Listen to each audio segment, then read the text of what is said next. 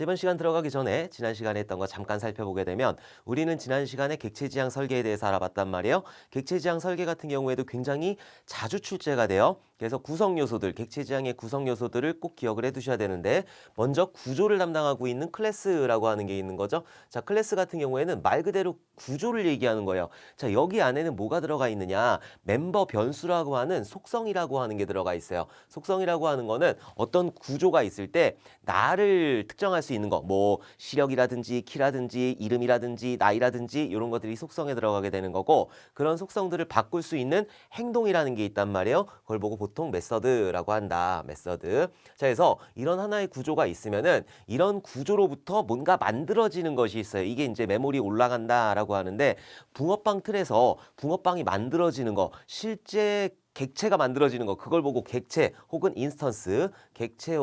인스턴스라고 하는 거예요. 그래서 여기 구조에서 만들어지는 실체, 그거를 보고 객체 혹은 인스턴스라고 한다. 자, 그리고 객체하고 상호작용을 한단 말이에요. 그때 뭔가 명령을 내리게 되는데 그걸 보고 뭐라고 한다? 메시지라고 한다. 메시지. 그래서 이렇게 연관지어서 알아두시는 게 좋아요. 자, 클래스 구조 안에는 속성이라는 거하고, 자, 그리고 메서드라고 하는 게 있는데, 이 클래스, 이 구조에서 뭔가 실체가 만들어지면 그거를 객체 혹은 인스턴스라고 한다. 이렇게 객체하고 객체끼리 서로 뭔가 통신을 하는 거는 메시지를 통해서 하게 된다. 이렇게 연관지어서 외워두시는 게 좋다. 자, 그리고 객체지향 특징들이 있단 말이에요. 먼저 캡슐화라고 하는 게 있죠. 캡슐화 같은 경우에는 싸는 거예요. 그래서 오류의 파급 효과라든지 이런 것들을 줄이는 그런 캡슐화라고 하는 게 있는 거고, 캡슐화하고 가장 연관성이 있는 게 정보은닉이라고 하는 게 있는 거죠. 정보은닉이라고 하는 게 있다. 그래서 캡슐화 같은 경우에는 뭔가 데이터가 있으면은, 이런 속성들이 있으면은 얘를 프라이빗하게 주는 거예요. 프라이빗하게 주면은 얘는 외부에서 접근을 할 때 직접 접근이 안 돼요. 그렇기 때문에 요것들을 접근을 해야 되잖아요. 어쨌든 사용은 해야 되니까. 그래서 메서드를 만들게 되는 거예요. 얘를 사용할 수 있는 메서드, 게터 세터 메서드라고 하는데, 보통 get, set 요거를 보통 써가지고 getter setter 메서드라고 하는 거지, A, B 이렇게 써도 아무 상관없어요. 그냥 getter setter 메서드라고 보통 부른다. 그래서 퍼블릭한 getter setter 메서드를 만들게 된다. 그래갖고 이렇게 묶어가지고 여기 안에 구성 요소가 뭔지 모르게, 이 안에서 무슨 일이 일어나는지 모르게 그렇게 하는 게 캡슐화가 되는 거고, 여기 있는 것들을 숨기는 거, 그걸 보고 정보은닉이라고 하는 거예요. 자, 그리고 상속이라고 하는 개념도 있었죠. 자, 상속 같은 경우에는 여러분들이 알고 있는 상속이 맞아요. 부모로부터 뭔가를 물려받아가지고 내가 사용을 하는 게 상속이다. 자, 그리고 다형성이라는 게 있어요. 다형성. 형태가 다양하다. 그래갖고 다형성이 되는 거죠. 다형성. 나도 알아, 어떻게 부르는지. 자, 다형성이라고 하는 게 있는 거고, 다형성엔 또 두 가지가 있어요. 오버로딩이라고 하는 게 있고, 오버라이딩이라고 하는 게 있다. 그래서 오버로딩 같은 경우에는 같은 이름의 메서드를 만들게 되는 거예요. A라는 행동, A라는 행동, 간다. 요거를 똑같이 만드는데 아무것도 안 들고 간다. 손에 뭔가를 들고 간다. 양손에 뭔가를 들고 간다. X, Y. 자, 이런 식으로 인자의 개수라든지 형태라든지 이런 것들을 틀리게 하는 게 오버로딩이 되는 거고, 오버라이딩 같은 경우에는 상속관계에서만 존재를 하게 돼요. 상속관계에서 아버지로부터 얘를 물려받았단 말이에요. 그럼 요거를 그대로 자식에서 재정의를 하는 거예요. 이건 뭐예요? 난 아버지처럼 살기 싫어 해가지고 자식에서 재정의를 하게 된다.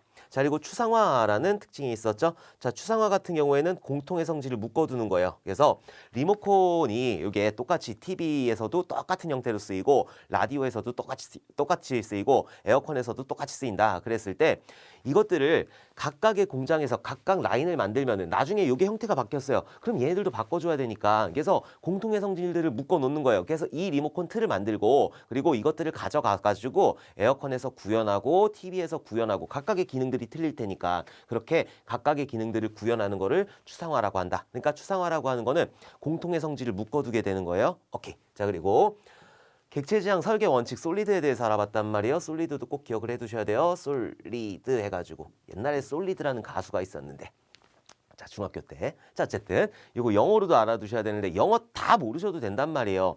예, 싱글이잖아요. 싱글. 그러니까 단일 책임의 원칙이다. 얘는 싱글이니까 단일 책임의 원칙이 되는 거고 단일 책임 원칙 같은 경우에는 하나의 클래스는 하나의 기능만 담당한다라고 하는 게 단일 책임 원칙이에요. 자, 5 같은 경우에는 오픈 클로즈 그래갖고 개방 폐쇄의 원칙이 되는 거예요. 개방 폐쇄의 원칙이 된다. 그래서 얘는 확장에는 열려 있고 그리고 수정에는 닫혀 있는 그런 설계를 해야 된다. 그러니까 이 안에 거를 수정하게 되면 다른 데 영향을 미칠 수 있으니까 그냥 원래 기능은 놔둔 상태에서 요것들을 확장해서 써라라고 하는 게 개방 폐쇄의 원칙. 오픈 클로즈 이것만 기억하시면 되는 거예요. 자, L 같은 경우에는 리스코프 치환의 원칙이 되는 거예요. 자, 리스코프 치환의 원칙 같은 경우에는 자식 클래스는 언제든 부모 클래스를 대체할 수 있어야 된다라고 하는 게 여기 있는 리스코프 치환의 원칙이 되는 거고 I 같은 경우에는 인터페이스 분리의 원칙이에요. 그래서 인터페이스 분리의 원칙이다. 인터페이스 분리의 원칙. 얘는 쓸데없는 인터페이스 만들지 말아라 라고 하는 거고 자 여기 D 같은 경우에는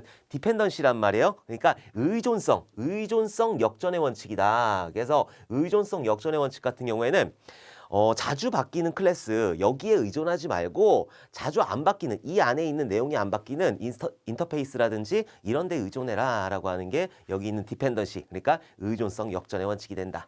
얘는 싱글, 얘는 오픈 클로즈, 얘는 리스코프, 얘는 인터페이스, 디펜던시 이것만 기억하시면 되는 거지 뭐 S 해가지고 이것들을 다 기억하고 O 해가지고 오픈 클로즈도 어쩌고 저쩌고 해가지고 기억하고 그런 거 아니에요. 그러니까 여기는 싱글 그리고 오픈 클로즈 그리고 리스코프 그리고 이거 뭐야 인터페이스, 디펜던시 해가지고 단일 책임의 원칙, 개방 폐쇄의 원칙, 리스코프 치환의 원칙 그리고 인터페이스 분리의 원칙, 의존성 역전의 원칙 요거 잘 나와요. 그러니까 이것도 꼭 기억을 해 두셔야 돼요. 지금 지난 시간에 했던 객체지향 설계에서 했던 것들은 전부 다 잘 나오고 더 잘 나오는 거는 사실 디자인 패턴이란 말이에요.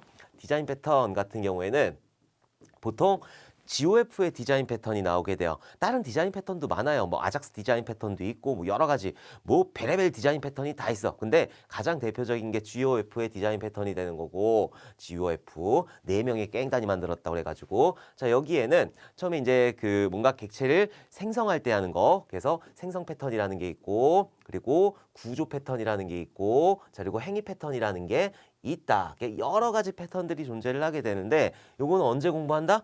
시험 마지막에 얘는 실질적으로 여러분들이 현업에 나간다고 해가지고 이런 패턴들을 다 쓰는 게 아니란 말이에요. 대표적으로 쓰는 건 뭐 싱글턴 패턴이라든지 뭐 별로 쓰지도 않아. 뭐 팩토리 패턴이라든지 이런 것들 쓰는 건데 그거는 자연스럽게 익숙해지는 거지 실무에서 뭐, 이거는 싱글톤 패턴이네. 야 이거는 팩토리 패턴이네. 야 이건 데코레이터 패턴으로 했구나. 야 얘는 빌더 패턴으로 했구나. 안 그런단 말이에요. 얘는 실무에서 익숙해지는 거기 때문에 시험용으로는 그냥 여러분들이 종류만 알아두시면 돼요. 그래서 이거 지금 공부한다고 해가지고 계속 시간 지나면 까먹거든요. 그러니까는 시험 마지막에 그리고 시험장 가서 마지막으로 벼락치기로 공부를 해주시면 된다. 그래서 이번에는 다루진 않도록 할 거예요. 나중에 마지막에 특강으로 한번 진행을 하도록 할 거예요. 자, 특강으로 요놈하고 그리고 UML이라는 거하고 그거 두 가지를 묶어가지고 한번 해보도록 하겠습니다. 자, 그러면은 이번 시간 어플리케이션 테스트 케이스 설계 시작해 보도록 할게요.